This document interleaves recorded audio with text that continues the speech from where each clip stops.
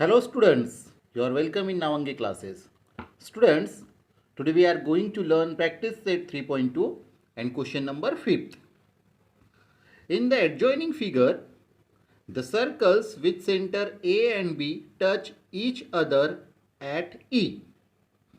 देखिए स्टूडेंट यहाँ पे दो सर्कल दिए हुए हैं और ये दोनों सर्कल E पॉइंट में टच कर रहे हैं, externally touching circle.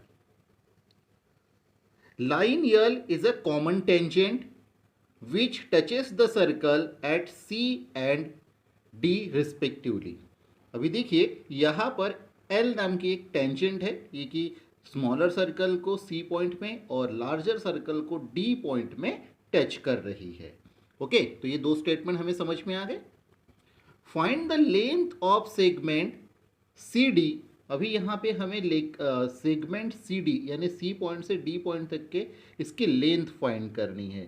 Okay student, C D इस सेगमेंट की लेंथ फाइंड करनी है.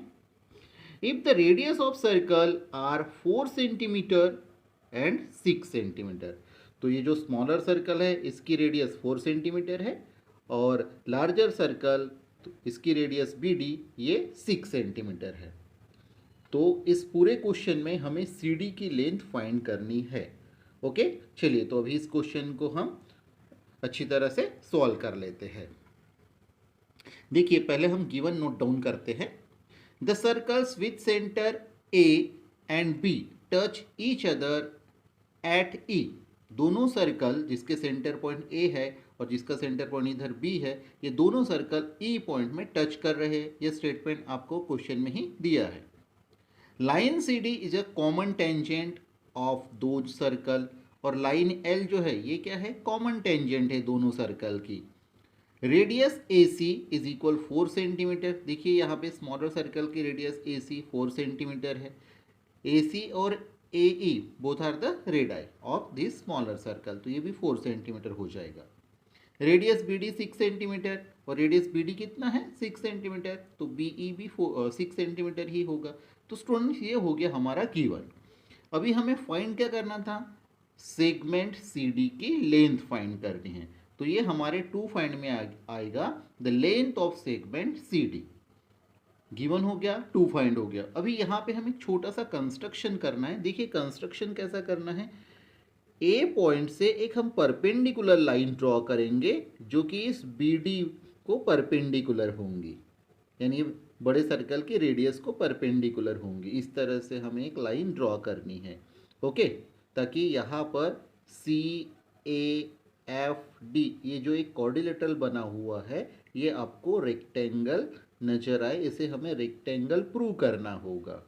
ओके स्टूडेंट, और ये रेक्टेंगल जैसे प्रूव हो जाता है तो आपको पता ही है कि रेक्टेंगल में अपोजिट साइड कैसे होती है, पैरेलल तो होती है बट कॉन्ग्रुएंट भी होती है. तो ए ई की लेंथ हमें मिलेगी तो ए ई जितना होगा उतना ही सी डी हो जाएगा. तो इस तरह से हम इस क्वेश्चन को फिनिश कर सकते हैं. ठीक है ना. तो ए ई कैसे मिलेगा, तो उसके लिए यहाँ पे देखिए ए ई नहीं ए एफ कैसे मिलेगा, तो उसके लिए यहाँ पर क्या है, एक छोटा सा राइट एंगल ट्रायंगल नजर आ रहा है. देखिए ए एफ बी में इधर 90 डिग्री है तो यहाँ पर भी 90 डिग्री बनेगा और 90 डिग्री की अपोजिट वाली साइड कौन सी है, ए बी. तो ए बी हाइपोटेनियस बन जाएगा. ए एफ फर्स्ट साइड ले सकते हैं हम और एफ बी सेकेंड साइड, है ना. तो यहाँ पे पाइथागोरस थ्योरम का यूज़ करना होगा स्टूडेंट. ठीक है, हम अभी ये सब बातें इस हमारे आंसर में देखने वाले ही है, बट इन शॉर्ट में आपको समझा रहा हूँ कि हमें इसका आंसर कैसे मिलेगा. तो ए एफ बी ये जो राइट एंगल ट्रायंगल है इसमें हमें पाइथागोरस थ्योरम लगाना पड़ेगा और पाइथागोरस थ्योरम के थ्रू हम फाइंड करेंगे ए एफ को और फिर ए एफ जितना होगा उतना ही क्या होगा, सी डी. चलिए तो अभी से हम सॉल्व करते हैं. कंस्ट्रक्शन में हमें लिखना है draw segment A F perpendicular segment B D. Solution, segment AC and segment BD are radii of the circle with center A and B. Line CD is a common tangent. ये सभी बातें हमने पहले भी लिखी हुई थी. ठीक है ना. यही हमने अभी यहाँ पे लिखी हुई है। तो इससे क्या होगा स्टूडेंट, जैसे ए सी और बी डी ये दोनों रेडियस है और एल क्या है, टेंजेंट, ठीक है ना। तो स्टूडेंट टेंजेंट सेगमेंट थ्योरम कहता है कि रेडियस और ये टेंजेंट ये परपेंडिकुलर होती है, इसीलिए सी के पास में एंगल जो बना ये 90 डिग्री का होगा और डी के पास में बना हुआ एंगल भी ये 90 डिग्री का होगा। टेंजेंट रेडियस थ्योरम है, उस थ्योरम के थ्रू हम इसे 90 डिग्री बता सकते हैं। ये हमने पढ़ा हुआ है स्टूडेंट, टेंजेंट थ्योरम आप देखिएगा, इसका एक वीडियो भी हमने बनाया हुआ है। तो इसीलिए angle A C D is equal angle B C D, that is 90 degree. तो ये दोनों एंगल 90 डिग्री के हो गए और इसका रीजन है टेंजेंट थ्योरम। अभी स्टूडेंट्स यहाँ पे हमने सी और डी ये 90 डिग्री के बता दिए। यहाँ पे देखिए एफ एंगल भी 90 डिग्री का है कंस्ट्रक्शन में, है ना। तो ये जो क्वाड्रिलेटरल है, इस क्वाड्रिलेटरल में आप देखिए सी डी और ये एफ, तीन एंगल यानी 3 एंगल्स जो है ये 90 डिग्री के बन चुके हैं। तो रिमेनिंग एंगल जो है ए, ये भी 90 डिग्री का ही होता है, ठीक है ना, क्योंकि 90 डिग्री के अगर 3 एंगल्स है तो उस क्वाड्रिलेटरल में फोर्थ एंगल का मेजर 90 डिग्री होगा, तभी चारों एंगल्स की सम 360 आती है, ठीक है ना। क्वाड्रिलेटरल में जो 4 एंगल्स होते हैं उनकी सम कितनी होती है, 360, इसीलिए रिमेनिंग एंगल भी हमारा ये 90 डिग्री का ही होगा। तो एंगल ए एफ डी ये 90 डिग्री का हो चुका है, कंस्ट्रक्शन में हमने बताया था। अभी ये जो हमारा क्वाड्रिलेटरल है, in quadrilateral A F D C, अब डायग्राम में देखो, in quadrilateral A F D C angle A C D is equal angle F D C is equal angle A F D, ये तीनों एंगलों के मेजर्स 90 डिग्री हो चुके हैं। तो हमारा रिमेनिंग जो एंगल है वो है सी ए एफ। तो ये सी ए एफ जो एंगल है ये भी 90 डिग्री का होगा, because remaining angles of quadrilateral A F D C. इसीलिए स्टूडेंट्स जब क्वाड्रिलेटरल में 4 एंगल्स 90 डिग्री के हो जाते हैं तो उस क्वाड्रिलेटरल को हम रेक्टेंगल बोलते हैं, ध्यान में रखिएगा, ठीक है ना। जब भी किसी भी क्वाड्रिलेटरल में 4 एंगल्स के मेजर 90 डिग्री के होंगे तो वो क्वाड्रिलेटरल रेक्टेंगल होता है सबसे पहले। Quadrilateral A F D C is a rectangle, each angle 90 degree. तो अभी हमने इस क्वाड्रिलेटरल को रेक्टेंगल शो कर दिया। क्या क्वाड्रिलेटरल का नाम है हमारा, ए एफ डी सी, ये रेक्टेंगल हो चुका है स्टूडेंट्स, ओके। तो रेक्टेंगल में अपोजिट साइड तो सेम होती ही है। तो मुझे बताइए अभी ए सी हमने यहाँ पे 4 सेंटीमीटर लिया हुआ था, है ना, तो डी एफ भी कितना होगा, डी एफ भी 4 सेंटीमीटर ही होगा। बट आपको पता है कि बी डी ए जो है ये लार्जर सर्कल की रेडियस है और लार्जर सर्कल की रेडियस कितनी थी, 6। तो मुझे बताइए अभी डी से एफ तक के अगर 4 है तो एफ से लेकर बी तक के कितना होगा, 2 हो जाएगा, ठीक है ना, तभी तो ये 6 आएगा। चलो अभी ये हमने अभी ओरली बताया कि एफ से लेकर बी तक के यानी ये एफ बी ये 2 आ गया है, लेकिन ये अभी हमें राइटिंग में बताना है। चलिए तो अभी हम इसको राइटिंग करते हैं। In quadrilateral A F D C, sorry in rectangle A F D C, A C is equal D F, तो कितना है ये 4 centimetre, opposite sides of rectangle, ठीक है। Now B F plus D F is equal B D. अब देखिए student diagram में B F plus D F जब करते हो आप दोनों का एडिशन तो आपको बी डी मिलेगा, क्योंकि एफ पॉइंट जो है ये बी और सी के बीच में आ रहा है। B F plus 4 is equal 6। Now we have to find the value of BF, so we transfer 4 in right side. Now 6 minus 4 that is 2, so the value of BF is 2 centimeter. Got it students?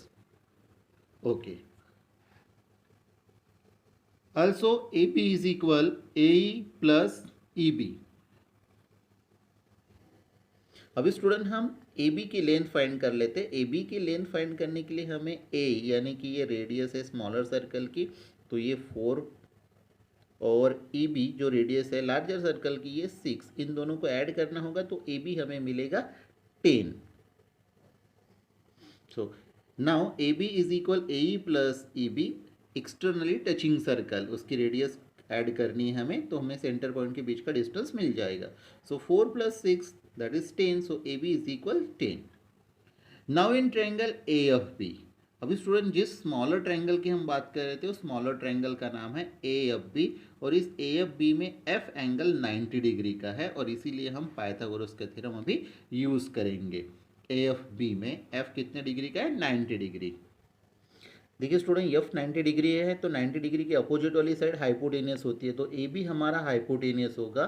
तो Pythagoras theorem के through क्या होगा? First side square यानी A F का square plus second side square मतलब F B का square is equal hypotenuse square. Hypotenuse square means A B square. तो इस तरह से हम पाइथागोरस थ्योरम अप्लाई करेंगे अभी.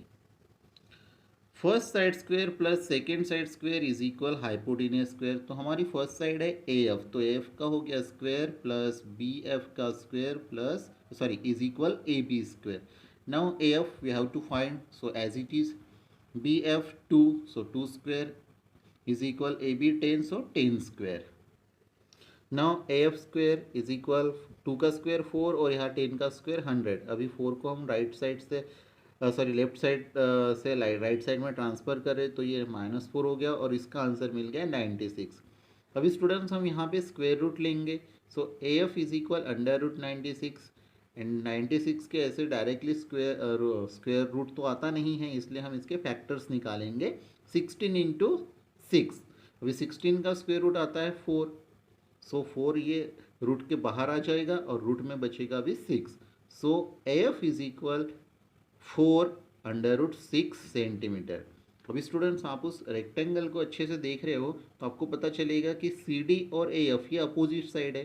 तो ए एफ अगर 4√6 सेंटीमीटर है तो सी डी भी उतना ही रहेगा, है ना, opposite sides of rectangle. So student C D is equal 4√6 centimetre. और स्टूडेंट इस तरह से हमने इस क्वेश्चन में सी डी की लेंथ को फाइंड कर लिया. It is very very interesting question. तो स्टूडेंट्स आपको ये क्वेश्चन समझ में आ गया होगा.